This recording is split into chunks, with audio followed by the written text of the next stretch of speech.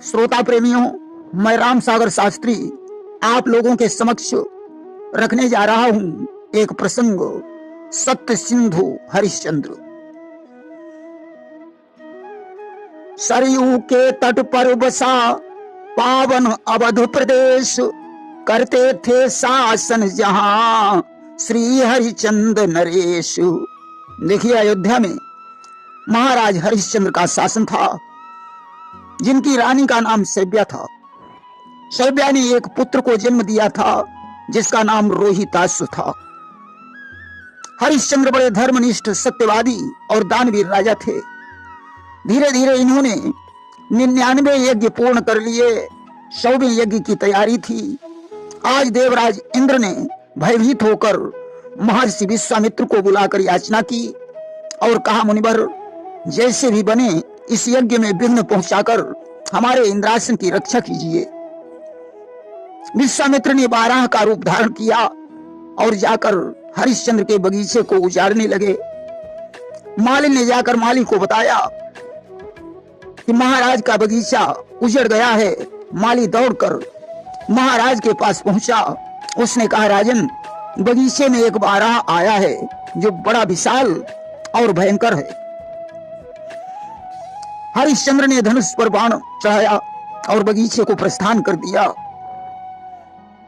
कि देखा विश्वामित्र ने आते हैं नरपाल, हुए बारह वेश से योगी रूप तत्काल। विश्वामित्र ने राजा को आते हुए देखकर अपना वेश बदल दिया कि लगे टहलने बाग में गाधिनंद गुणधाम, सन्मुख जाकर भूप ने सादर किया प्रणाम। विश्वामित्र बगीचे में टहलने लगे। हरिश्चंद्र ने विश्वामित्र को देखकर प्रणाम किया कि कीजे स्वीकार मुनिराज, मेरा नमन कीजे स्वीकार मुनिराज, मेरा नमन कीजे स्वीकार मुनिराज। कि धन्य बगिया हुई, धन्य मैं भी हुआ, आप आए जो मेरा, खिलानी चमन कीजिए स्वीकार मुनिराज, मेरा नमन कीजिए स्वीकार मुनिराज। विश्वामित्र ने राजा को आशीर्वाद दिया। राजा पूछने लगे, मुनिवर, इस बगीचे में कोई बाराह आया था, वह किधर को भाग गया? विश्वामित्र ने कहा, राजन, मैंने तो यहां किसी बाराह को नहीं देखा। मेरा तो यहां आगमन तुम्हारी दानवीरता की चर्चा को सुनकर हुआ है। मैं तुमसे कुछ मांगने के लिए आया हूं। हरिश्चंद्र ने कहा, मुनिवर, आप अयोध्या को चले, वहां जो भी आप मुझसे मांगेंगे वह आपको मिल जाएगा। विश्वामित्र ने कहा, राजन, पहले देने का त्रिवाचा यही कर लो, इसके बाद मैं अयोध्या को चलूंगा। हरिश्चंद्र ने कहा कि चंद्र टले सूरज टले, टले जगत व्यवहार, पर दृढ़ व्रत हरिश्चंद्र का टले न सत्य विचार। चंद्रमा और सूरज भले ही टल जाएं, परंतु हरिश्चंद्र का कभी विचार नहीं पलट सकता है। मैं त्रिवाचा करता हूं, जो आप मांगेंगे मैं वही दूंगा। विश्वामित्र ने कहा, महाराज, तो इस कुंजी और लगाम का संकल्प कर दो। हरिश्चंद्र ने कहा, इतना बड़ा त्रिवाचा और इतनी तुच्छ मांग, आज कुंजी और लगाम का संकल्प कर दिया। विश्वामित्र ने कहा, राजन, वास्तव में तुम दानवीर हो, अब मुझे आचार्य दक्षिणा लाइए। हरिश्चंद्र ने कहा, मुनिवर, आचार्य दक्षिणा में क्या चाहिए? बोले, 60 भार यानी 1200 तुला सोना चाहिए। राजा ने कहा, प्रभु, अयोध्या में चलो, आचार्य दक्षिणा भी चुका दूंगा। आज विश्वामित्र को लेकर अयोध्या में आए। राजा ने सेवक से कहा, जाओ मुनिवर को खजाने से लाकर 60 भार सोना दे दो। विश्वामित्र ने कहा, राजन, जब तू मुझे कुंजी और लगाम दे चुका है तो इस संपत्ति पर तेरा कोई अधिकार नहीं है, तुझे कोई दूसरा विकल्प सोचना होगा। आज हरिश्चंद्र महलों में पहुंचे। रानी सैव्या ने उदासी का कारण पूछा। राजा ने कहा, प्रिय, आज मुझे एक ब्राह्मण ने छल लिया है। कुंजी और लगाम का संकल्प करवाकर दक्षिणा में 60 बार सोना मांगा है। अब मैं दक्षिणा कैसे चुकाऊं? रानी ने कहा, स्वामी, अब तो एक ही उपाय है, मुझे और पुत्र रोहितासु को बेच दो तथा खुद को भी बेचकर विप्र की दक्षिणा अदा कीजिए, अन्यथा नरक में जाना पड़ेगा। आज तीनों प्राणी सलाह करके महर्षि विश्वामित्र के पास उपस्थित हुए और बोले, मुनिवर, हम तीनों प्राणियों को बेचकर अपनी दक्षिणा अदा कीजिए। विश्वामित्र ने कहा, राजन, वो कौन सी जगह होगी जहां तुम्हें बेचा जाए? रानी ने कहा, मुनिवर, काशी तीनों लोगों से अलग है, अतः हम लोगों को काशी में बेच दो। आज तीनों प्राणियों ने अयोध्या को प्रणाम किया और काशी के लिए चल पड़े। रास्ते में पानी भी नहीं पिया।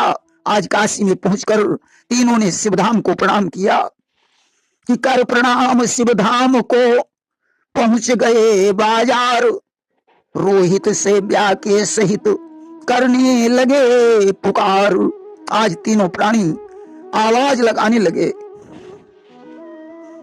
कि हम आज विपत्ति के मारे हैं, दुर्दिन के आज सताए हैं, बस 60 भार सोने के हित हम तीनों बिकने आए हैं। है कोई ऐसा सत्य पुरुष जो ले खरीद हम तीनों को, निबोटा दे मुनिवर का स्वर्ण दान, उद्धार करे हम दीनों को। यह दानवीर पत्नी समेत उसके चरणों का अनुचर है, ले लो हम तीनों बिकते हैं, ले लो हम तीनों बिकते हैं, सुवर्ण की मुझे जरूरत है।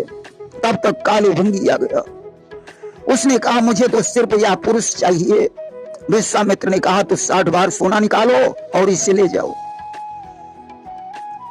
रानी ने कहा, नहीं स्वामी, आप पहले हम दोनों को बेचकर बिक सकते हैं। तब तक एक पंडित जी आ गए। उन्होंने रानी और रोहित को खरीद लिया। कालू ने हरिश्चंद्र को खरीदा। मुनिवर की दक्षिणा चुकाकर तीनों प्राणी प्रस्थान करने लगे। आज जुदा होते समय महाराज हरिश्चंद्र की आंखों में आंसू आ गए कि जिस समय विप्र के साथ चली, सैब्या लेकर सुकुमारे को, राजा ने आंखों से देखा जाते उस राज दुलारे को। उस वक्त हृदय गमगीन हुआ, मन में विचार यों करते हैं, मरते मरते भी कोई नर नारी को नहीं बेचते हैं। आज दुखी होकर हरिश्चंद्र विचार करने लगे, हाय मैं कितना अभागा हूं। लोग मरते मर जाते हैं परंतु अपनी पत्नी को नहीं बेचते। रानी और पुत्र पंडित के घर रहने लगे। हरिश्चंद्र मरघट के रक्षक बन गए। एक दिन की बात है, राजा गंगा जी में घड़ा भरने गए। कमजोर होने के कारण उठाए से घड़ा नहीं उठा। उसी समय वहां सैब्या भी पहुंच गई।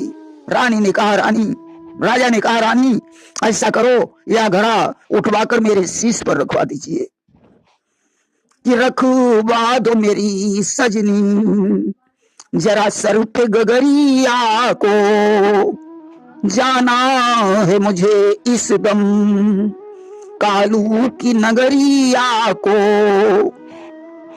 दुर्बल है बदन मेरा, नहीं सकती रही तन में, मर जाऊं जहर खाकर आती मेरे मन में।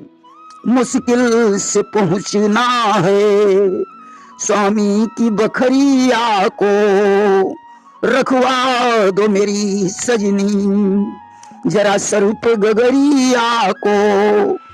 रानी ने कहा, नाथ मैं पंडित जी का जल भर रही हूं, इसलिए आपको एक उपाय बता देती हूं। सर पर घड़ा रखकर गहरे जल में प्रवेश करो, घड़ा भी भर जाएगा और उठवाना भी नहीं पड़ेगा। सजनों, आज राजा ने वैसा ही किया। एक दिन की बात है, रोहिताश फूल लेने के लिए बगीचे में गया। वहां उसे सर्प ने डस लिया और उसकी मृत्यु हो गई। कि फुलवारी में उसे एक दिन दंश सर्प ने मारा, स्वर्ग धाम को पहुंच गया वह राजकुमार बेचारा। अब तो सेव्या बगीचे में पहुंचकर पछाड़े खा खा कर विलाप करने लगी कि नैना खोलो, मुख से बोलो मेरे रोहित राजकुमार रे, तुम कहा नाग ने डसी खायो। आज उसने अपनी आधी साड़ी फाड़कर पुत्र को उड़ाई और मरघट पर लेकर पहुंची। जो चिता बनाकर तैयार की, उसी समय कांधे पर लठ रखे हुए हरिश्चंद्र जी आ गए। आज पुत्र की लाश देखकर हृदय के टुकड़े टुकड़े हो गए कि हा दुर्दिन तूने रखी, करनी में अपनी कसर नहीं, जो चक्रवर्ती सुत रोहित को मिल सका जगत में कफन नहीं।